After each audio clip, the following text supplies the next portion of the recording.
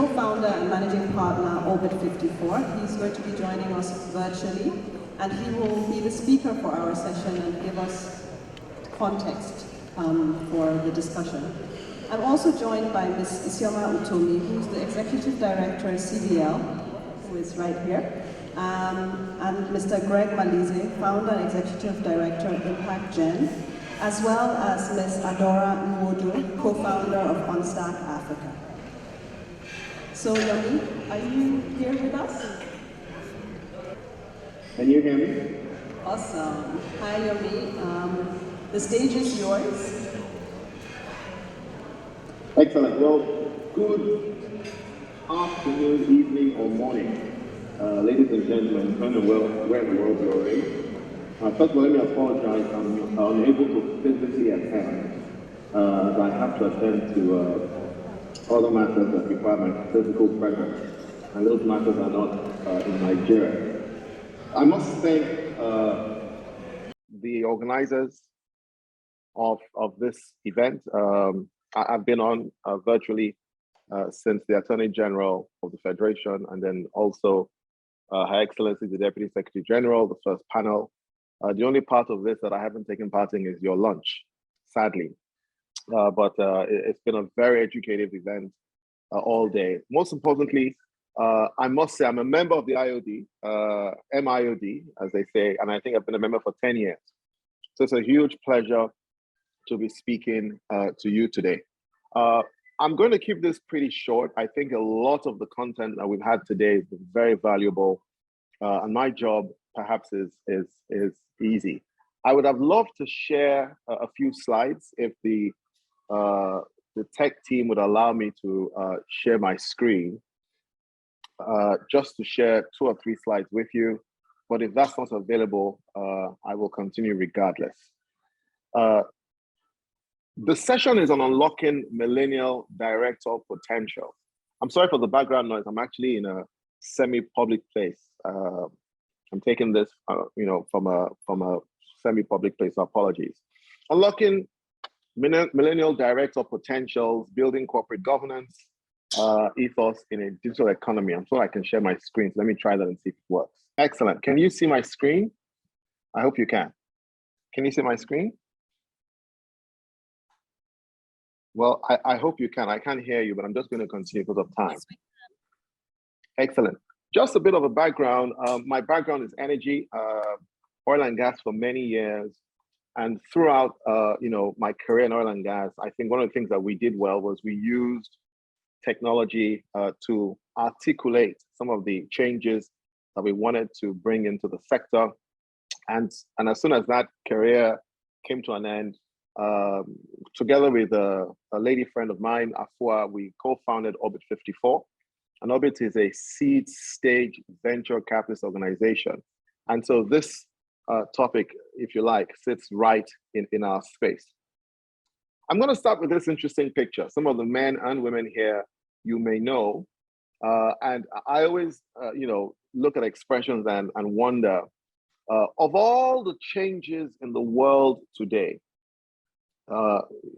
ladies and gentlemen, which would you say concerns you the most?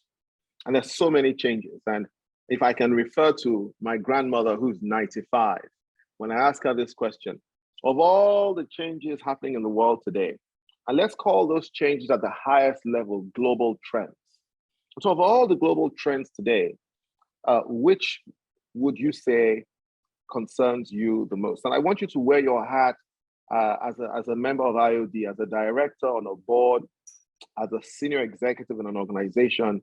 And there are numerous changes, globally, from climate change and, climate initiatives to capital flows and financial issues, to, information technology driven changes, biodiversity, geopolitics. Of all those changes, which would you say affects you the most? Which are you the most concerned about? And most importantly, how do you as a board member, how do you as a member of a board that you sit on, support management of an organization to prevent easily predictable challenges. And this is a interesting picture of a taxi company who parked their taxis on a floodplain in New York, in preparing for a hurricane. They thought they did everything right. They pulled all the taxis off the streets and they got them to park in the designated parking area. The only problem was that parking area was a few meters below sea level and was flood prone. Not only that, it said so on the wall somewhere in the area that this area is flood prone.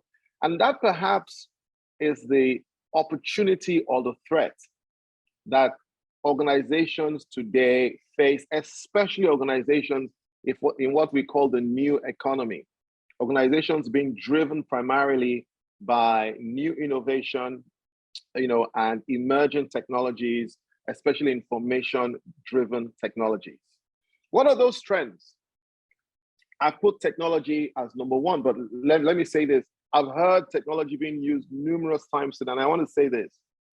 We've got to be very careful when we use the word technology to articulate what it is I think we're trying to articulate. There was a time when sliding doors opening, as you walked towards them, would have been deemed to be a technological advancement. There was a time when some of the phones and the gadgets we use today and have become used to would have been deemed to become technological advancement. So what therefore is technology? I put it to you that perhaps technology is just a term human beings use for new things, new ways of executing things, new better ways of executing things. And so technological change, information-driven technology may be better descriptors, but I've also used tech today because I suspect that we're all thinking of it the same way. Energy supply is a huge trend. Demography changes, huge trend. I mean, I heard Dr. Babatunde at the last session say something about Japa. That's huge demographic changes, migration, immigration, all sorts of things. Climate change, huge topical issue, just completed COP28 in Egypt. Skills and education and the changes and the requirements for new skills, education, etc. Food and water supply. I'm not sure directors here caught the article, but a couple of months ago, weeks ago in Nigeria, we had huge floods, especially in the Middle Belt. A prominent food company who had raised a few billions from our central bank reported that they had lost most of that investment as a result of flooding. And as a result, even predicted that there may be shortages or difficulties in getting food next year, or food supply at the levels that the country will be comfortable with next year. Huge implications. A global trend. Conflict and war. We're still having conflicts in different parts of the country. Thankfully, the only war that we're fighting is war against bandits. But there are other parts, of the world that there's significant unrest or war. And that's a huge global trend. Legal, political, and economic system. We especially are going through a season of political change.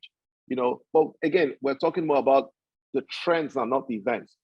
Geopolitical power shifts right across, even on the continent. Geopolitical power shifts on the continent, their policies to support, benefits, for some of these changes, etc. And then health and healthcare. Under this, we have pandemics, etc. And these are the trends. And so my first question to you was, which of these trends give you directors the most concern?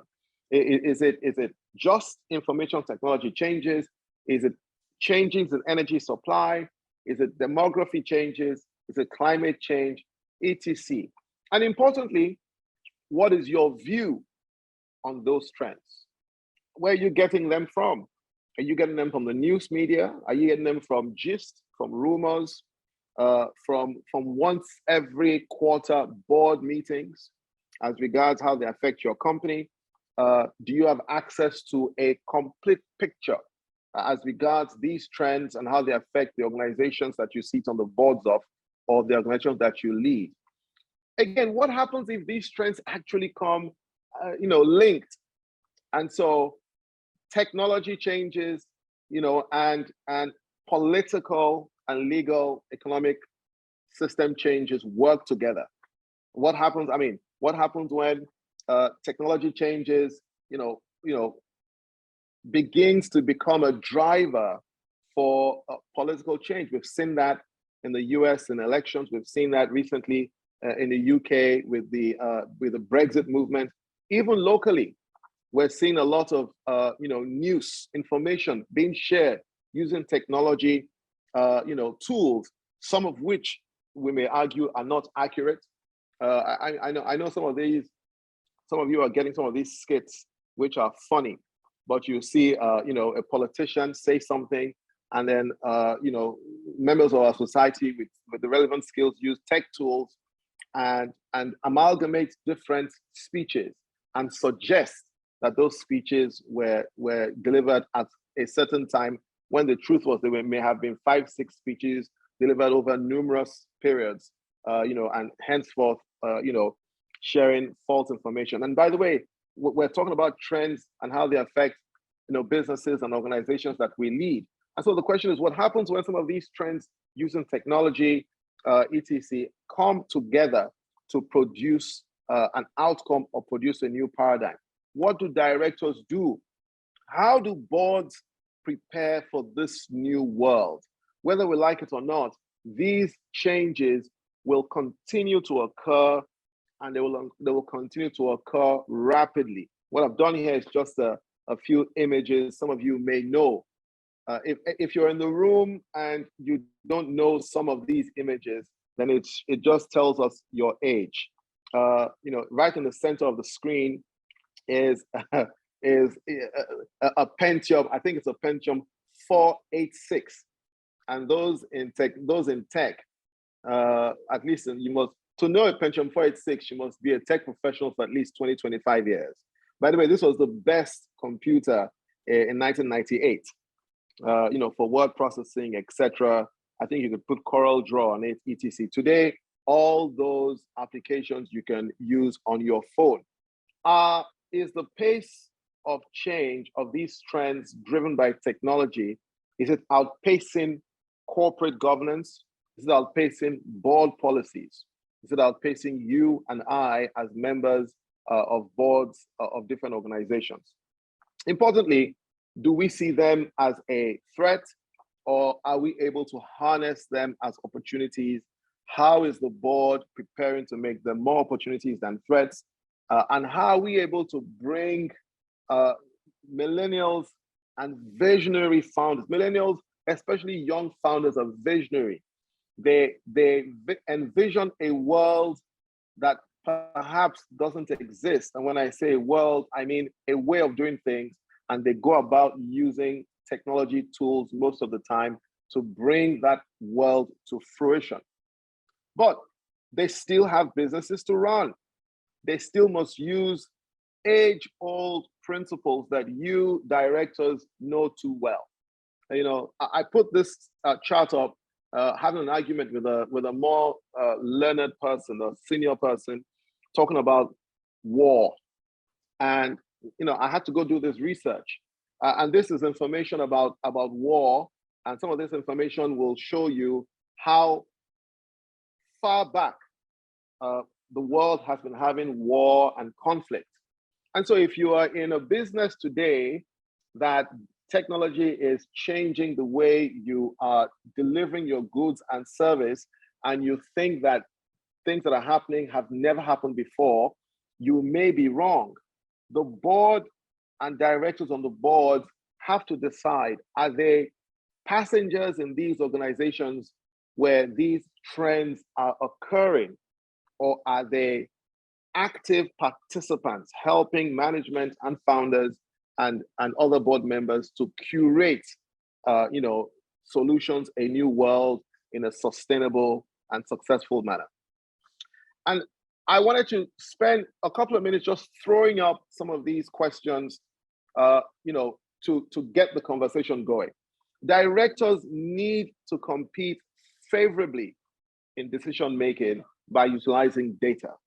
The only way I believe that we as directors can sit at table in a lot of these new emerging organizations run by young, super smart people, understanding that they may be creating solutions that directors may not fully understand, is by asking for data. Do directors compete favorably in requesting for data and using data to drive decision making? Finally, just to summarize, huge opportunity exists when organizations have the right levels of governance, the right levels of directors, the right mix of the board, gender balance, and also biodiversity balance. Is it possible that in these organizations, directors can still instill the basic governance requirements in as many of these organizations as we would in the older, more mature organizations, knowing that these new organizations are becoming very active, very important, in many instances, very, very important members of the corporate society?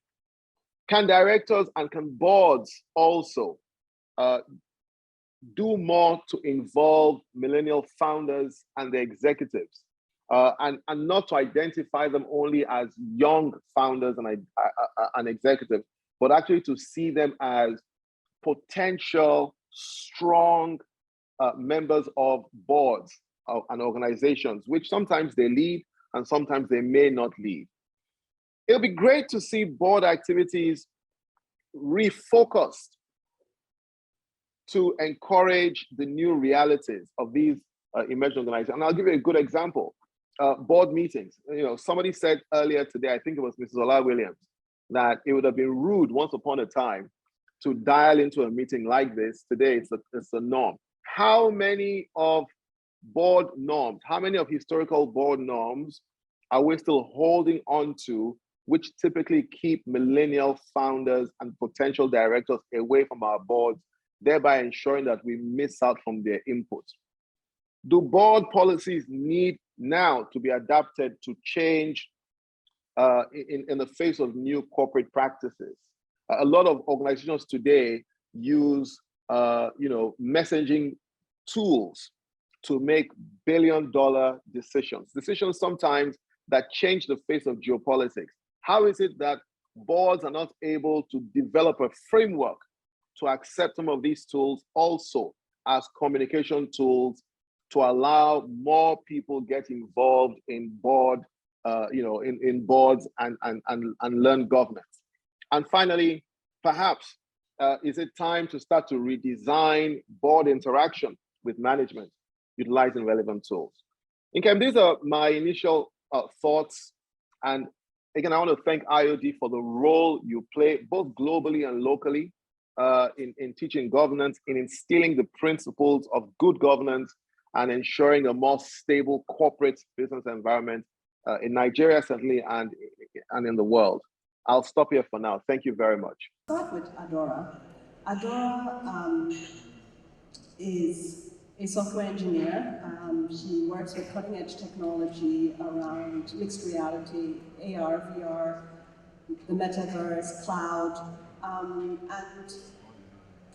for me, that's something that's a really, really great skill, especially in terms of emerging technologies and where we're going. So, Adora, what are the trends that you are seeing in this space, and what should we expect, especially with the shift from Web 2 to Web 3?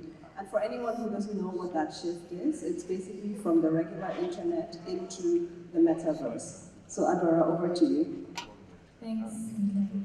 So, if I was to repeat your question again, you're asking what the trends are, right? And from moving from Web 2 to Web 3. Exactly. The Web 2 is what we know the web to be today, which is being able to read and write to the web. For example, you can go on LinkedIn and you can post. You can go on LinkedIn and you can see content that other people have posted. And and you're able to interact with this content and get information, and there's that whole back and forth.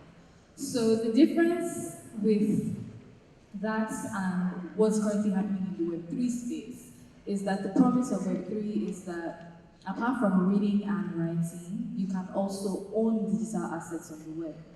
And I think a perfect way to describe this is using games like Xbox and PlayStation. When you're playing a game on Xbox or PlayStation, the game is the game. The assets that you have in those games stay within those games. But the nice thing about having a Web3 powered world is that if you had those assets transferable across different games, all you have is the ownership to that asset. And you can decide that you want to use that same game assets, whatever it is. It could be a football, it could be a cap, it could be anything, starting from that and moving into other personal things. Into different games. So there is that interoperability that exists there that didn't necessarily exist before. So that's one thing. Another thing is security. And this is somewhat controversial when we bring it up because some people don't believe that the Web3 powered web has the potential to be more secure than the Web2 current web that we have. And the truth is, there's so much information about one person on the internet in different people's data stores that, to be honest, they necessarily don't need. Apart from maybe the fact that they want to be able to use that information to do targeted marketing. There's no other reason why some of these social media platforms or some of these e-commerce platforms should have some personal information about me that they have. And the key promise, one of the key promises for Web3 is that it's open and it's decentralized. What this means is that it's not one body or one particular person that has and owns the rights to control these things. For example, if I were to be a YouTuber and I have a YouTube channel and one day YouTube wakes up and decides that they want to close my account, that account is done because all my content and everything that I have is centralized within the platform of YouTube. But in a Web3 powered world, if YouTube is not feeling me anymore, I can take all my content, all my subscribers, everything that I have to a different platform and then create there. That way I don't have to start from scratch. So yeah, let me go back to security because I think I kind of jumped. Yes, so in the security aspect of this, there's so much data that people have of you that they don't necessarily need. So having the possibility of doing authentication with just one Ethereum address, for example, across different platforms is one way to, and with that thing, you don't really necessarily need to go on different platforms and put your name, your email, your mother's maiden. There's no reason why many people should know what your mother's maiden name is. So being the blockchain authentication is secure in the first place because there's a lot of cryptography that happens there. So if that is able to securely authenticate into a platform, then you don't need all these other secondary details of me again. Apart from all these things that I've mentioned, I've been talking about Web3 since and just like theory thing, and I'm going to bring it to some practicality. As a student, when I was in secondary school, I hated chemistry a lot, right? And I'm someone, and as much as we say this a lot, we say that you might forget what you've been told, you might forget what you saw somewhere, what you heard, but a lot of times you would never forget how something made you feel. So having immersive experiences in a decentralized setting, imagine having a chemistry class in the metaverse where I'm able to control 3D assets. I'm supposed to maybe learn about periodic tables. And in that place, I can actually see, or even a biology class as well, because you can have like a 3D model of a human being and you can point to where their organs are. Same thing with chemistry. I can be able to learn about how to create okay, I know that hydrogen and oxygen make water, and I can do that practically in a way that is immersive and helps me feel what I'm doing. So as many things that I've said, the metaverse I see the trend in education, like I've mentioned. I also see trends in entertainment and all these other things that I've talked about. There's more, but I want to round up because yes, we'll come back we have to to go you. back. Yomi is back. Yomi, if you can share your screen again and go on with your presentation. Thank you so much. It's possible instilling governance, governance discipline in as many of our new emerging organizations, across board. Simple things as asking if they have governance, before we make investments, before we get into collaborations with them, and using governance, if you like, as an incentive to get these businesses, more patronage.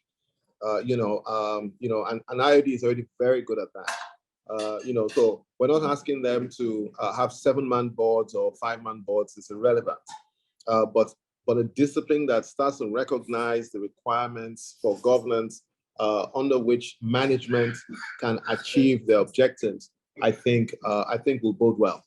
Second is involving our younger founders on boards, across board, not just in organizations that they founded, but in.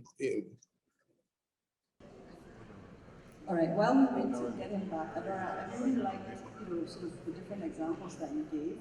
There are a lot of corporates in this room. So you talked about education, you talked about entertainment. How do corporates, oil and gas, FMCG, banking, financial services, how do we use the metaverse?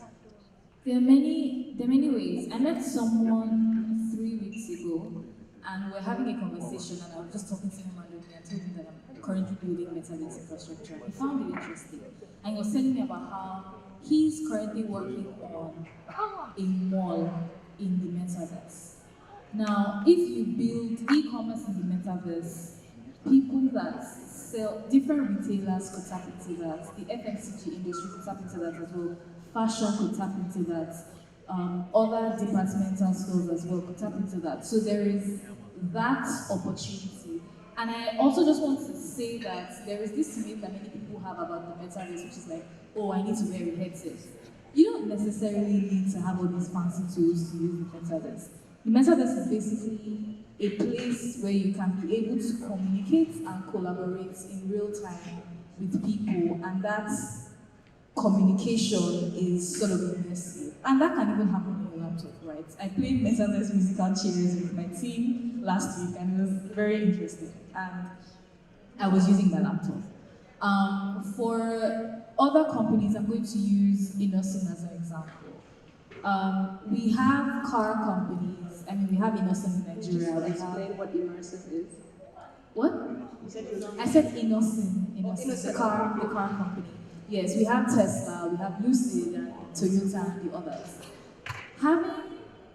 And this is something that already happens today with mixed reality in itself, not even extending it into the metaverse. There's something called guides with Microsoft Dynamics, and you're able to put on a headset and as a mechanic know your way around certain tools in a car and be able to fix, when you open the bonnet, be able to fix things and be guided on how to fix those things. And this can be very useful even in modeling like cars, in car companies, and prototyping them before they actually become live cars that people are buying. Because when you try out these things, you learn some things from your prototyping. Now, you can't do so much in terms of like the experience because it's not a real car, but the design and how people are supposed to be comfortable and just the entire layouting of the car is something that you can use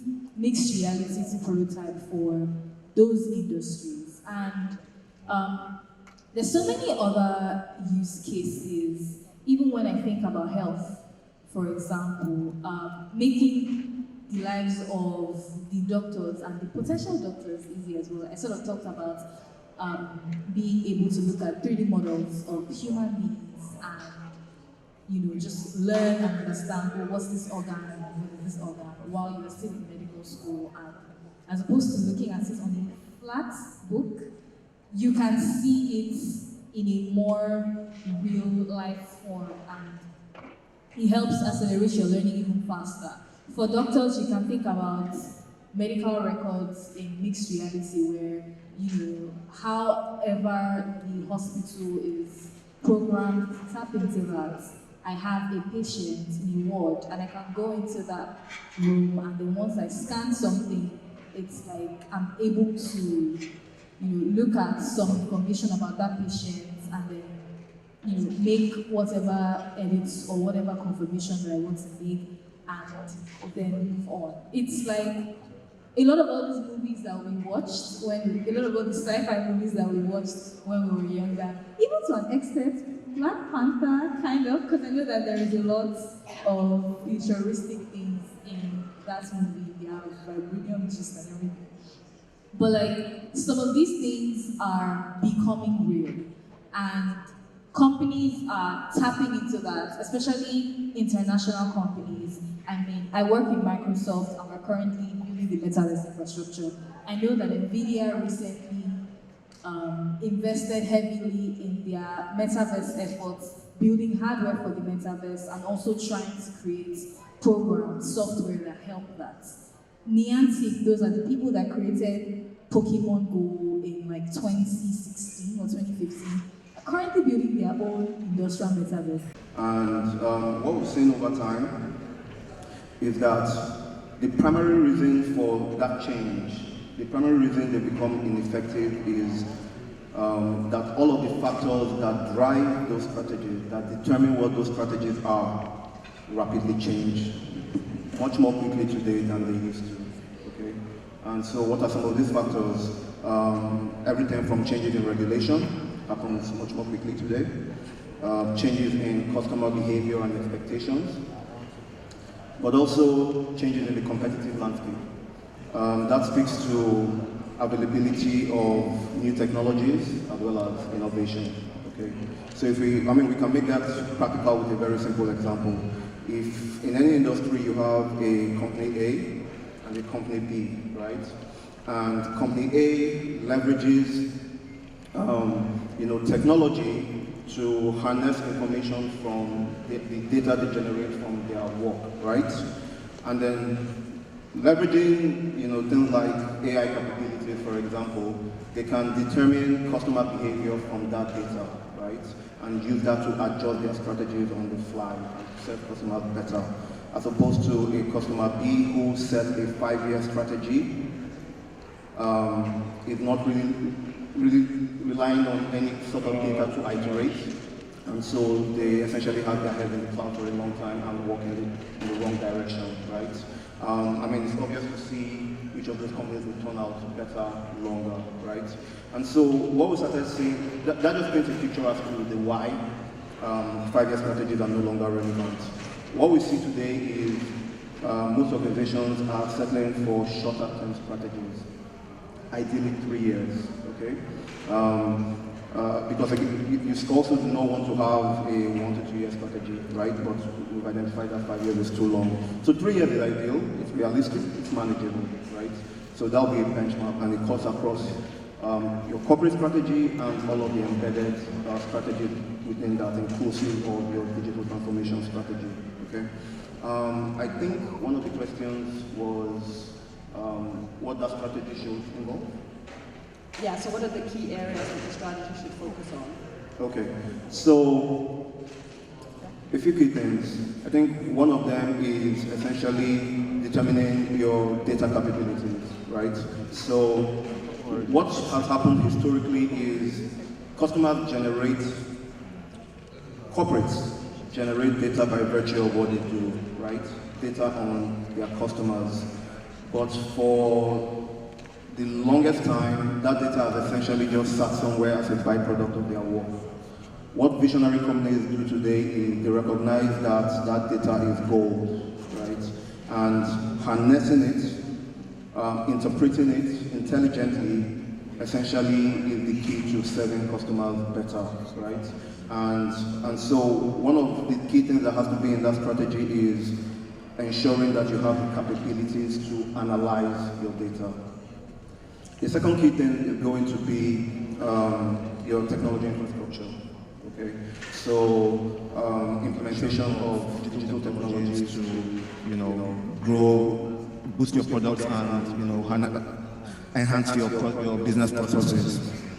A key third thing would be talent, people. Okay, the team structures that are going to drive that strategy.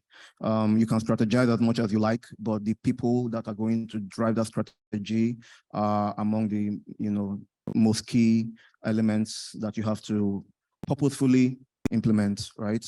And in doing that, you have to include agile leaders that are able to drive change, because one of the challenges with transformation and digital transformation strategy is people are generally against change, so to speak, right? But what you see is when, especially if they've done a lot of work over time and you now ask them to recalibrate, okay? One of the ways to go about that is to have change leaders that drive those teams to understand what the end value is, right? And when they see that value, they are better able to adopt the need for that change and then implementing. I would say that a 4 key component of that strategy should be to measure and then iterate where necessary. And by measure, what I mean is monitor progress over time. So when you've done the implementation of the strategy, right, a key part of that has to be approaches to measuring impacts to determine whether or not what you have done is getting you the expected outcomes. And if it is, you know how then to iterate and scale. And if it's not, you also know where to make changes to that strategy and then, redo. Yeah. Thank you so much. Okay, so it sounds like you really need to have people on your board who understand technology deeply in order to actually drive these type of strategies and understand, ask the right questions, probe management and say, how are we doing this? What is this about? And that, sort of takes me to sort of the next point, right? You have to have the right skill level on your board. How do you achieve that? You need to know about, one of the areas you didn't touch on was cyber, right? So security. So that's also another component that's extremely important when it comes to digital transformation strategy. And then also probably the customer experience side, which is more of the digital marketing and product design side. So it means that as a director, you need to understand digital strategy, you need to understand cyber risk, you need to understand big data, you need to understand integrated marketing communications. And these are all new skill sets to many of us as directors. So what we're seeing is that boards are upskilling their directors and at the same time also bringing in younger millennial directors with technology backgrounds. However, when that happens, a lot of the time there's friction on the board, right? So you're bringing in this one new person. So imagine Adora comes on your board and she's talking about, we need to have a metaverse strategy. And everybody else is like, you're speaking Chinese. It's very nice. You sound like you know what you're saying, but we don't understand you, right? No matter how many trainings you're sent to, whether they are at Harvard or MIT, it will take a long time to 100% understand what Adora is saying, right? And it's actually been proven that you need at least 3 digitally savvy directors in order to actually make a change in your strategy and make an impact in your bottom line, right? Now, Isama, you work in the human capacity development space, right? And you're also a millennial, and obviously you also sit on the board of CVL. So I wanted to understand from you, right? How do we, sort of make this transition within a board easier? How do you ensure that existing directors get the right skill sets, that the new directors are integrated properly within the board, so that the board can be efficient? Thank you, Kim. No, it's a really important question, especially in this day and age where, as you said quite rightly, you need young blood on board. You need to know what is happening in the technology space, especially as all the previous speakers have said, things are evolving not on a 5-year basis, quite frankly, on a monthly basis. There's a new change that could significantly impact your industry. And one of the things I learned myself as annual director is that just like any organization, when a new employee comes in, there's an onboarding process. There's a period of time within which you get to learn about the organization, and at the same time, you start to understand your own fit within it, where you can add value. As a board member, there's an additional facet where you can make the most significant impact probably in your first 6 months in terms of changing the mindset of the board than at any other time. Because at that point, you are new. So it's almost expected that you're going to have a new perspective. The longer you wait to show your ideas, to show your personality, to show these are the things that I think would make a significant change to the organization, the harder it will be. So one of the things that fellow board members can do as well is to also take that time to really, truly absorb what is happening. Just like our dear Adora had a couple of phrases that some of us didn't quite understand as much. You have to get comfortable with being uncomfortable. If they're saying something you don't understand, ask them to explain. If it's a new trend in the industry, have maybe even if it's just 10 minutes at the start of every board meeting, what's the latest trend? What should we be looking out for? It could be as simple as that. You brought someone on your board to make a difference. He or she is not there for show. So take advantage of them. In the times, take advantage of the knowledge and the expertise in those areas. And if there's something that they think would make a significant and pivotal change in the way your organization works, again, you have to be comfortable with being uncomfortable. And it can be a challenging thing, especially if you've been in a large organization, you've been doing things a particular way for a while and it works. Most traditional boards, the idea of what the board is supposed to do is manage risk. That's the general concept. But in an organization that's growing in this era, you need to not just manage risk, but to be able to deal with a little bit of that discomfort and deal with a little more risks than maybe in previous decades. Because now, let's say, for instance, when electric cars came out, there were certain US car manufacturers who were very tentative about it. They had people on their management team, people on their senior executive teams who said, this is the next stage. This is the next revolution in vehicles. And quite rightly, these are organizations that for decades have made their money on modifying combustion engines. We are not going to, slow this buzz that has been churning out money for years. And of course, Tesla came out and blew them all out of the water. Everyone was scrambling for their electric car strategy after that. It's not that they didn't have people. It's not that they didn't have board members who said this, but they were just not comfortable with that change. So they took tiny steps. They were like, let's give them one little division. Let's give them like 1% of the budget. Let's see where they go with it. But you have to be willing to take more risks in this era in order to stay ahead. So much. And I think we've all seen what happens to companies that don't take risks. BlackBerry, Nokia, Kodak, yeah. And I think that a lot of this risk can be calculated risk if you actually follow the data, right? Adora had earlier talked about a lot of organizations spending millions of dollars of R&D on the metaverse, right? And building infrastructure, investing into hardware. These are things that they're doing because they know that this future. It's not going to give them a return on investment immediately, but it is going to give a return on investment in the long term. So you need to look at how do we make decisions based on the data, based on the trends that we're seeing. And when it comes to data-driven decision-making, it's becoming more and more critical in every organization. So Adora, I'll come back to you. What role do big data, access to real-time data and real-time analytics play in the boardroom? The data is how we make sense of the world and everything around us. And having data allows you make critical decisions across different things. And I'm going to start with the people that you work with, the people that you hire, the talents, the employees. There are some companies that run periodic feedback.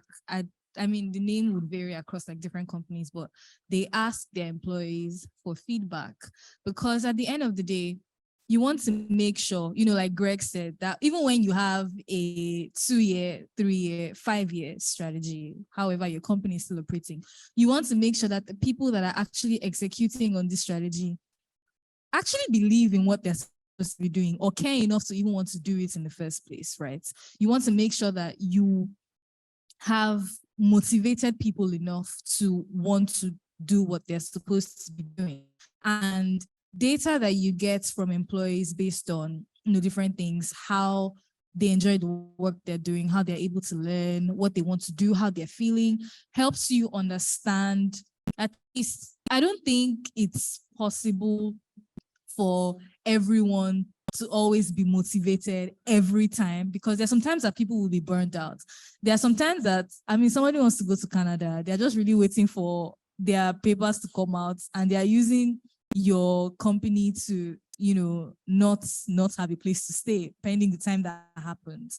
But at least having like a certain percentage of people that are motivated enough to do the work, and how you can be able to do that is by, you know, running these surveys and having that data to check on the talent in your organization to help, you know, make sense of how they're feeling and how they will be able to work to, you know, bring whatever you have possibly going on to reality.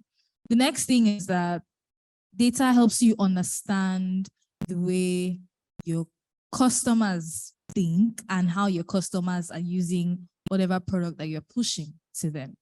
And there are some times when I've built things and then we ship those things, like having it in mind that yes, people are supposed to use these things like this. And then you would be shocked that the feature you cared so little about is that everyone is paying so much attention to. And you will be able to see all this data because you will get that feedback.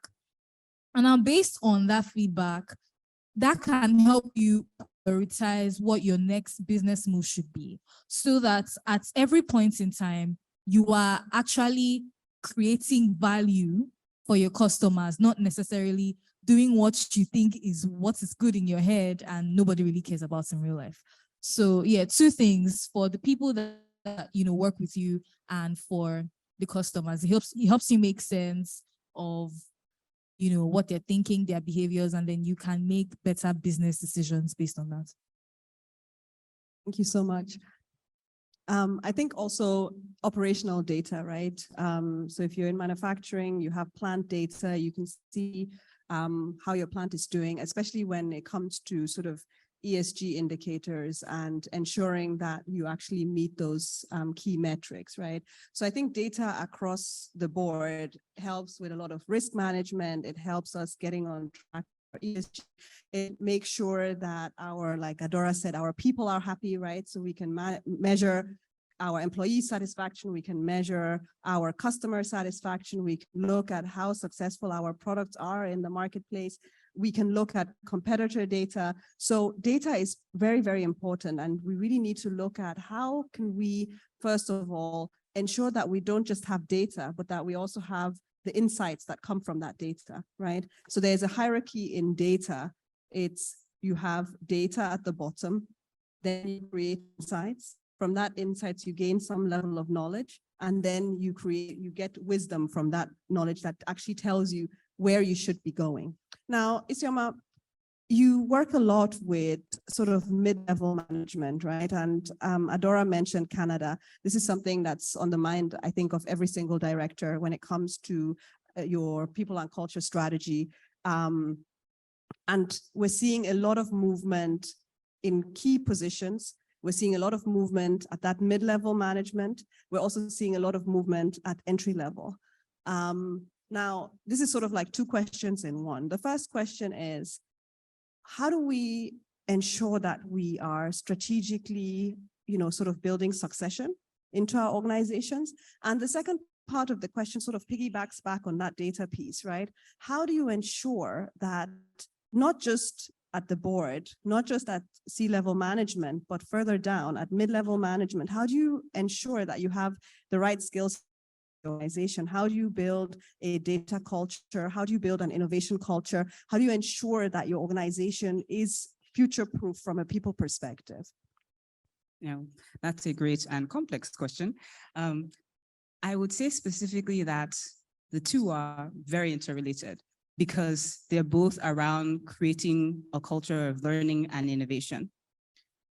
Primarily, if you're thinking about the next set of managers in this era of the local exodus, as we would call it, or JAPA, a lot of people are leaving for greener pastures, as I said.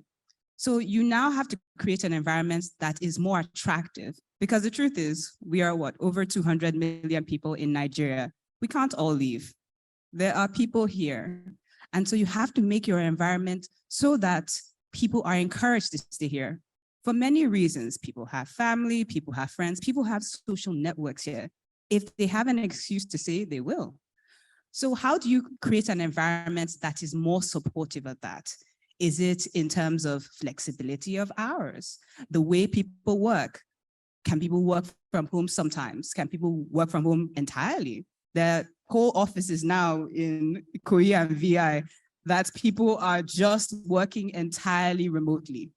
And so you have to be very frank as to what it is that your employees actually want and not what you think that they want. Have you had discussions with your senior managers? What is it that is really compelling them to, want to work in either other organizations or leave entirely?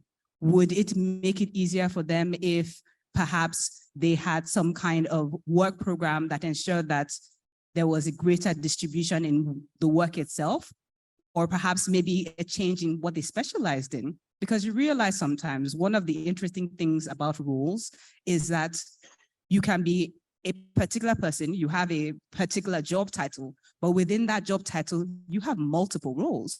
You can be a manager of people. You can be responsible for business development. You can be responsible for some other area.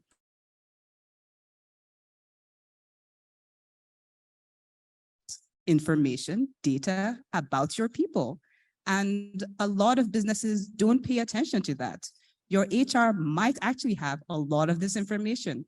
There's a reason organizations have been doing performance management for years, but what do you do with that information? Do you actually progress based on the information that people have willingly given you? Do you actually devise your people strategy in that direction? And so the second question of when it comes to essentially developing like succession plans, you have to think about what is the role that someone is going into next. If you think about it, a lot of organizations in Nigeria, unfortunately, are focused more on getting your job, do the job well, and someday you'll get a promotion if you do well and, be nice to all the right people. Is it true? But you really have to start thinking truly about individuals within the organization and not just cogs in the wheel. Part of what will help you be successful as an organization is to help your people be successful. So if this young man or this young woman who is entering this organization honestly feels that I can add value to this organization, I can make a change in an organization, if I make suggestions to my manager that they won't just dismiss it and they will actually consider it, why would they leave? Because they know that this is where I can grow, this is where I can develop, and I have a system, an organization, people that will support that development. That's huge. And like one of our earlier speakers in the day mentioned, if you go to another land, you are most likely going to be a second-class citizen there. So if you can progress career-wise here, if you can be known for something, those are incredible incentives to people. So you have to build your organization in a way that shows that people can progress and that the direction that they want to go in is also supported. And it's a situation of mutual success. Very much. So the thingy back there says time's up, but I think as we're on the people topic, I'll ask one last question. And the question is to Greg. So Greg, you, apart from working in KPMG, you also are the executive director of Impact Gen, and you focus on empowering young minds by creating learning opportunities through knowledge-based technology programs, mentorship, and training. And you basically equip young people with the relevant technology skills, right? And then match them to organizations.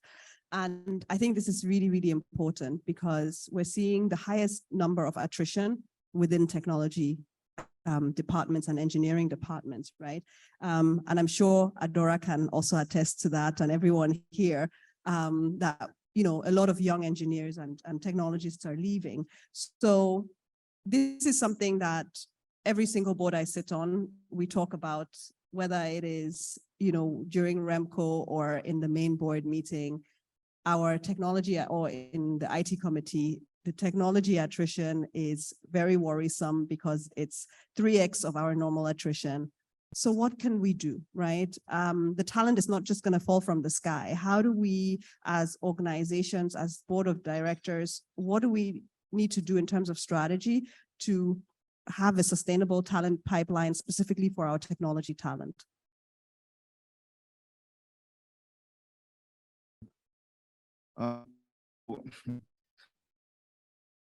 Answer that, I think it's good to preface with you know, some of what we do at Impact Gen. Yeah.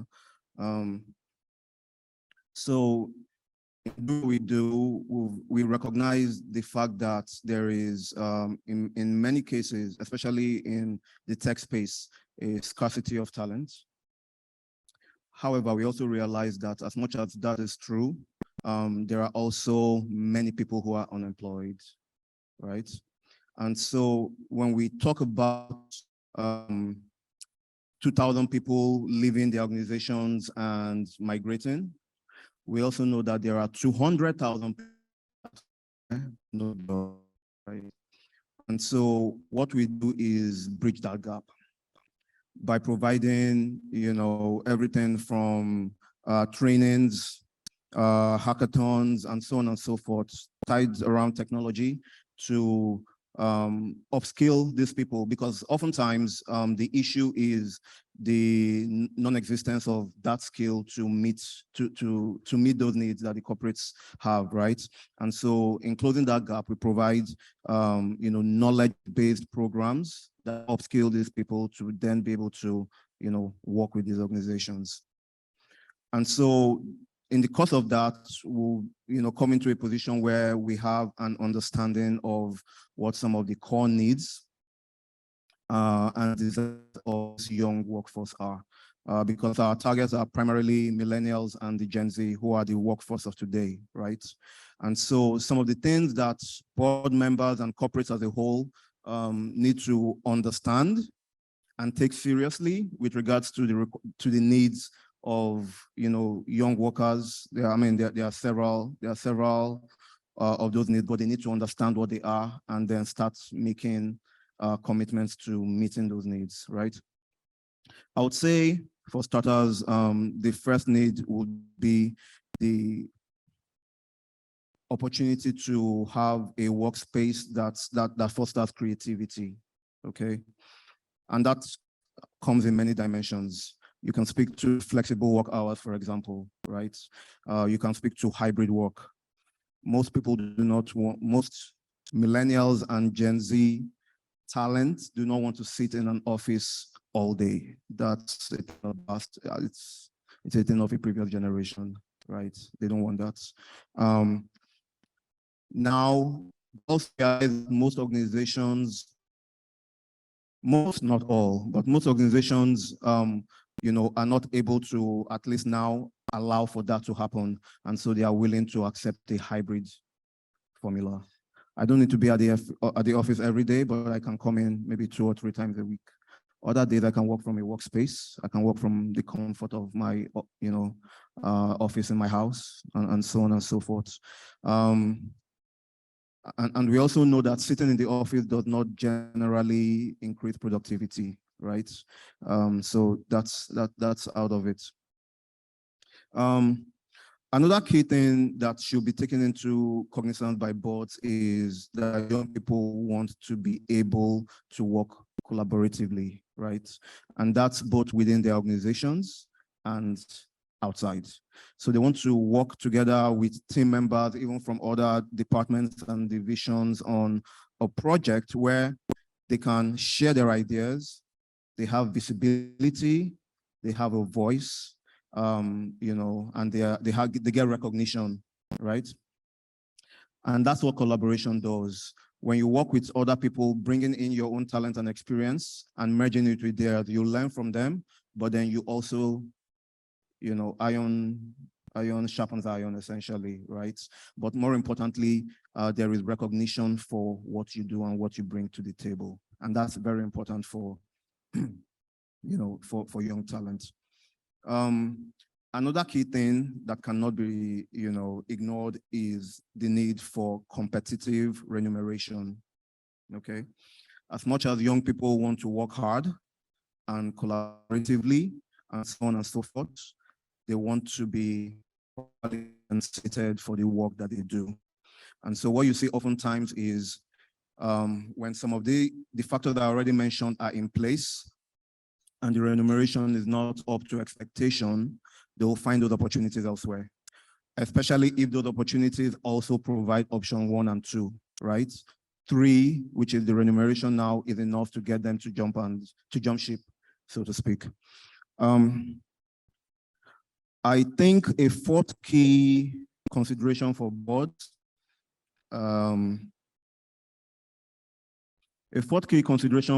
will be that young people, and I think this matters above all else, want to see the impact of their work, right? So as much as everything I mentioned before is important, most people want to see that when they wake up every day and go do something, whatever it is they do has an impact, whether it is on their environment, on their immediate environment, or society at large, right? So if you take the financial technology space, for example, right? Most young people that work in that space want to see, for example, is my work helping to increase the number of financially included people in the Nigerian population, right? How is that happening? It needs to be clear. And it might be direct or indirect, right? But I need to be able to know that what I'm doing has meaning. Even outside of the financial space, take manufacturing, for example. Are we just working to work and have, get a salary, or is there an impact on the immediate communities, right? I've worked with some corporates who include, programs that allow their people to go out into their communities and volunteer, right?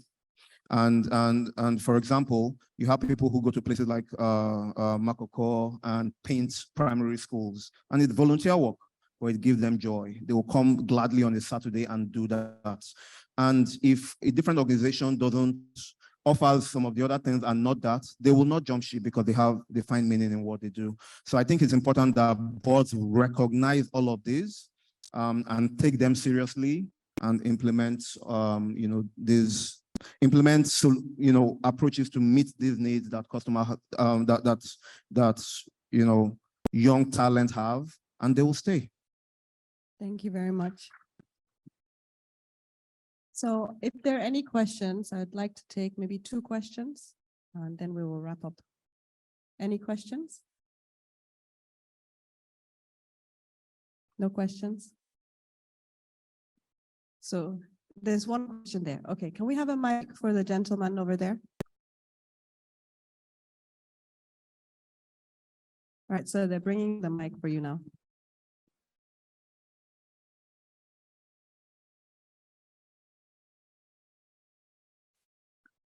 Thank you very much. Fantastic deliberations. My name is Ayo. I sit on the board of Enrich Microfinance Bank. In my former employment, I came out of that employment with the mindset that young people cannot commit to staying in the same employment for more than 3 to 5 years. They're always moving, especially in the financial service space.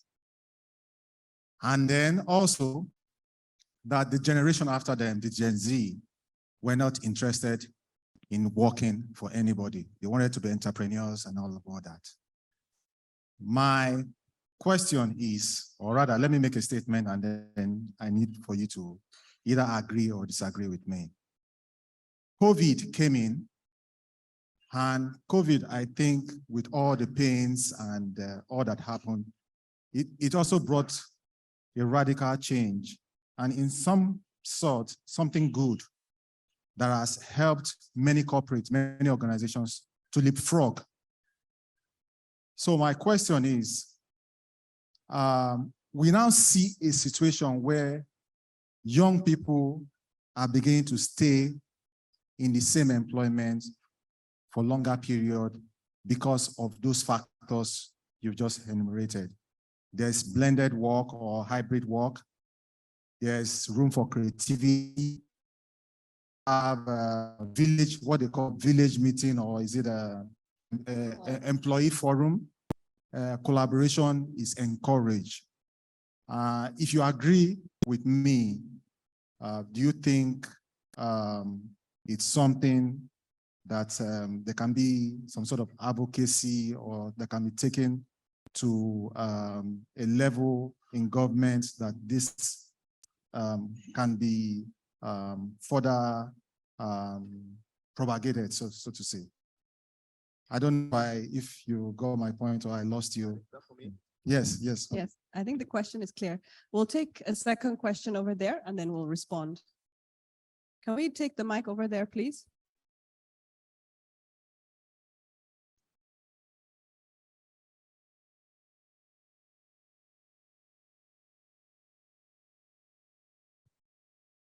Thank you very much to the panel for fascinating insights and perspectives. My question is very short.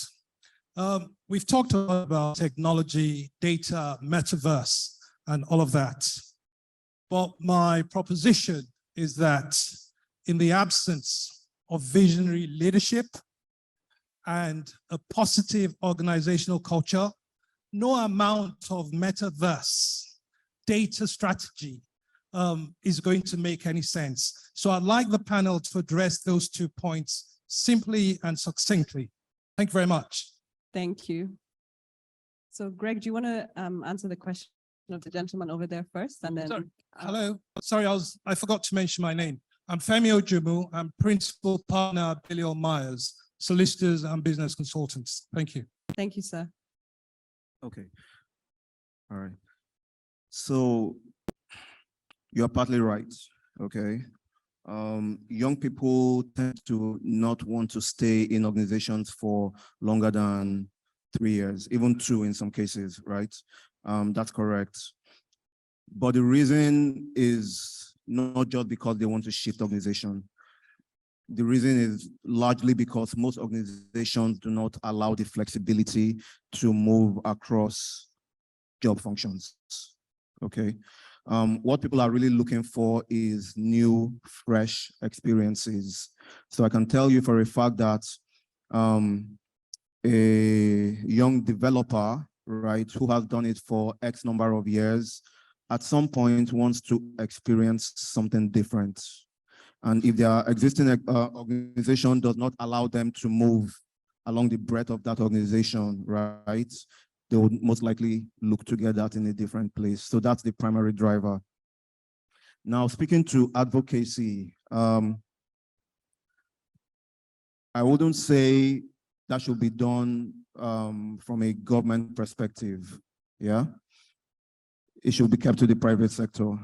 And so all of the corporates that essentially run businesses to drive innovation and leverage, talented individuals have to see that the tides have changed, okay? And they have to adapt to that change. So boards who, their responsibility is to provide oversight, need to see that that is, deliberately incorporated in their strategies, okay? Because that's really the only way to be taken seriously. And if it is there, clearly, there will also be approaches stated clearly as to how to achieve it, right? So the advocacy, in quotes, can be from that perspective, but it has to be from the private sector. I don't think it's something that should be driven from the public sector at all. Right, thank you. Isioma, do you want to try to answer the question about culture? Sure. No, he's absolutely right in terms of the fact that technology alone will not save you. The truth is, if you worked for a Fortune 500 company, for instance, you've probably seen on some occasion where they have this big rollout of some new technology, some ERP system in, and then 6 months later, they're scrapping it because it was not adopted by the people within the organization.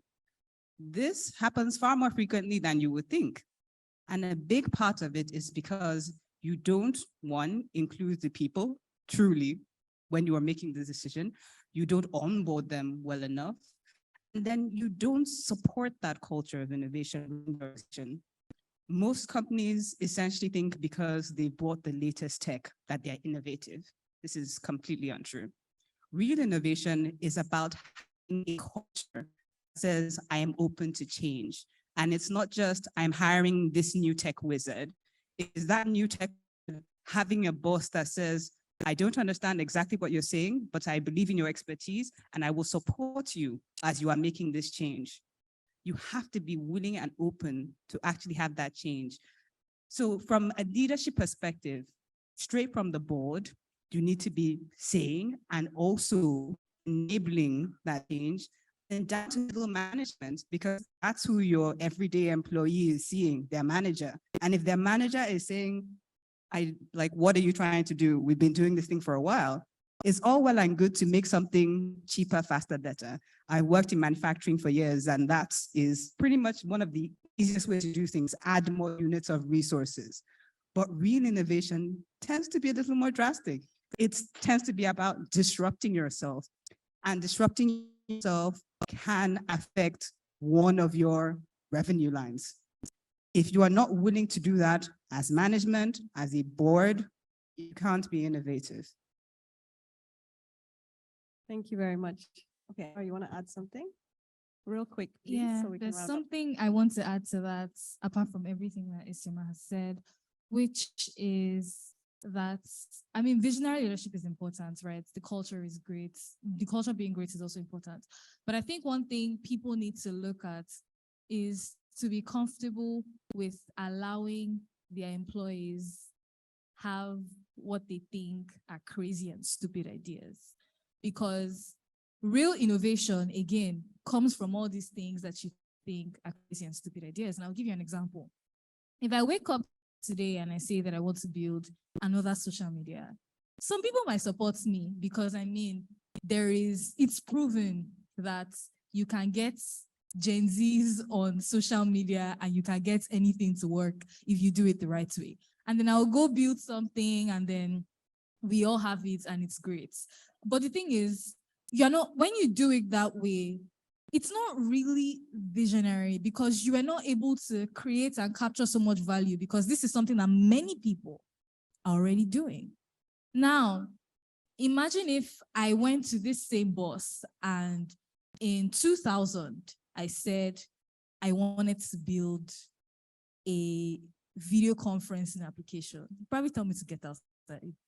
And the truth is, when we think as far back as Skype, I like to use Skype as one of these examples because those people, first of all, they went to disrupt the music industry, and then they came and they said they wanted to do the same thing for telecommunication. And with the model of Skype, they were not going to be spending any money, technically, because it was more like they didn't need any infrastructure because it was more a peer-to-peer platform type of thing. And if you had gone with that idea, somebody will tell you, please, we have something important that we want to build and ship. We don't want to be wasting engineering effort or something that we think is probably not going to fly. But the truth is, Skype was created, acquired by, I think, Yahoo eventually, before Microsoft decided to buy Skype. And because there was potential in it, which some people, some directors, organizations have seen, if Skype approached them, if maybe they were working in an organization and it was an idea from an employee, or Skype approached them to fund them in the first place, like they were trying to raise VC or something. So I think having that, because yes, a bunch of all these crazy ideas will fail. But the truth is, there is that one crazy idea that might be very successful and might just be the reason why your company becomes, I don't know what is after trillion at this point, but that number, that might just be the reason why your company attains that market cap and has become the new most valuable company in the world. Yes, thank you so much. So I think today we've really learned that technology is something that we need to embrace as directors. We need to really understand digital technologies. We need to understand the risks that come with it. We need to understand how they work, how they add value to our organizations. We need to understand how to equip our people so that they can also create technology solutions, so that they can be innovative, so that they can have these big, crazy and audacious ideas that can make the next $1 billion for our company, right? And that in some instances can keep the company alive, right?